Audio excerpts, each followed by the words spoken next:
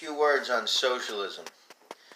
Imagine all the scientists and writers and artists and engineering people and poets and speakers that never got a chance to live.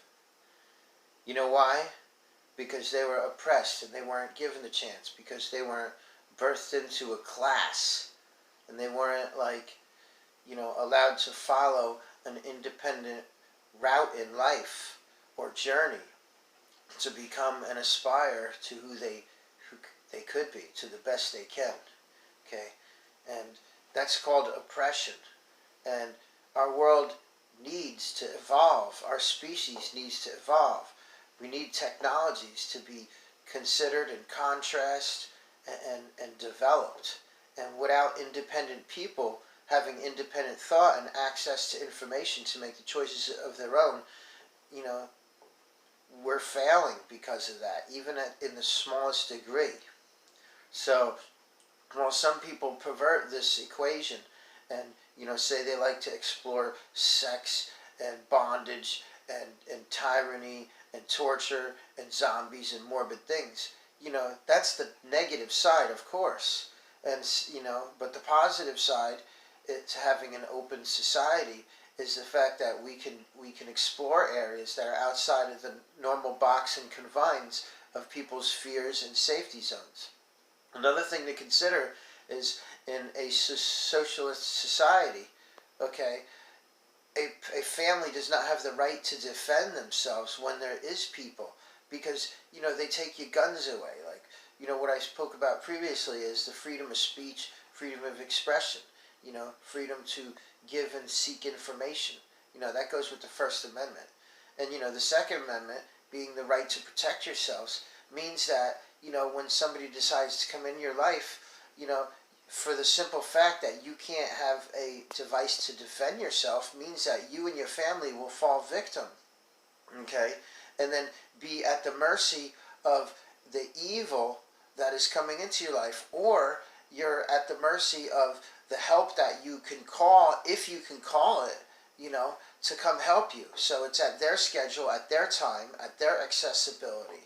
Okay, so the First and the Second Amendment are extremely important to independence. And anything that resembles communism, okay, is bad, because it provides a social structure, socialist structure, and as well as the Fourth Amendment, to have a right to protect yourself in your own house, in your own environment, where you can raise your kids the way you want to, and, yeah, it sucks that some people can't afford medical stuff, but, at the same token, you're forced to accept treatment along the lines of certain practices that are dictated for you, even though they might not be, what you want or what you need, really, or what you're willing to accept with your opinion as an independent person.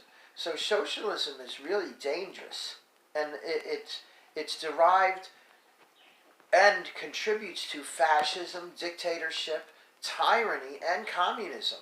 And I don't think people understand this. So, for all the great points of life that you experience every day, those things are made possible by independent thinking originally, and then, brought into society, and then because they're allowed to be promoted and explored by society and exist. Things like different sodas, if you like to drink soda.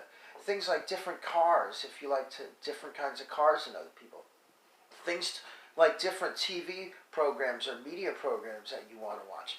Different foods that you like to eat that other people don't eat, that you maybe want to eat. All these things fall under the cloak of, all the negative parts fall under the cloak of socialist and communism. And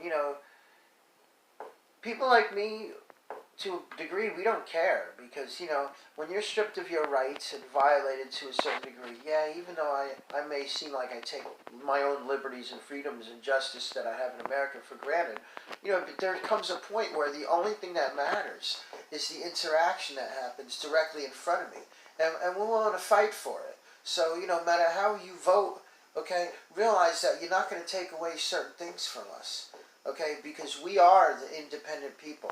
We are the purveyors of inventions and, you know, independent thinking and originality.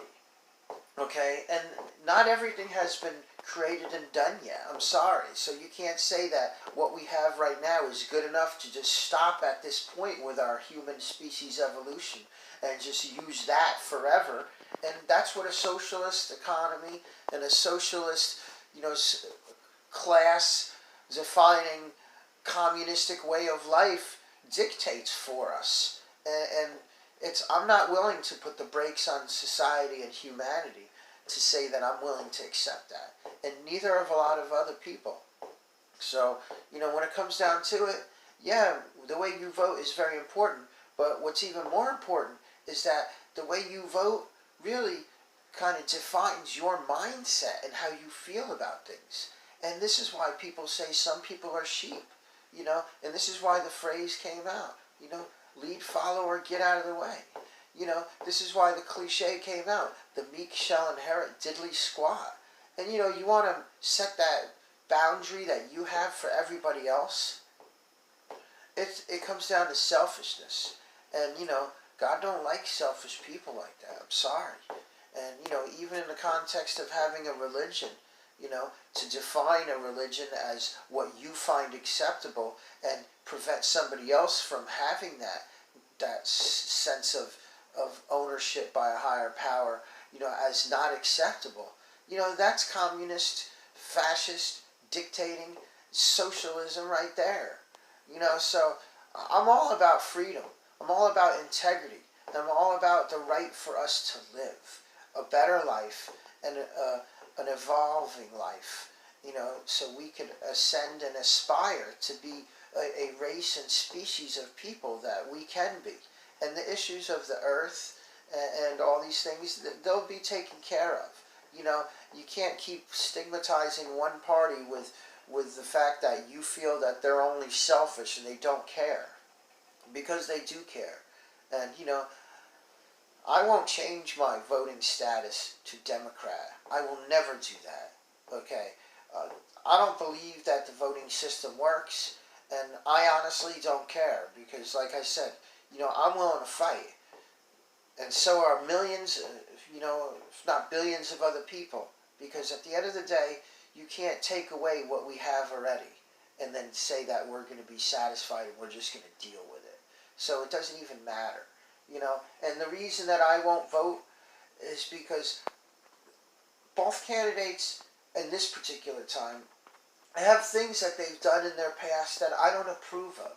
So I don't want to just accept, you know, that I'm giving of myself and degrading my own level of integrity, okay, by picking a side, okay, because my side is the side of America and the principle and ideals and context that it stands for, with freedom, liberty, and justice for all, you know.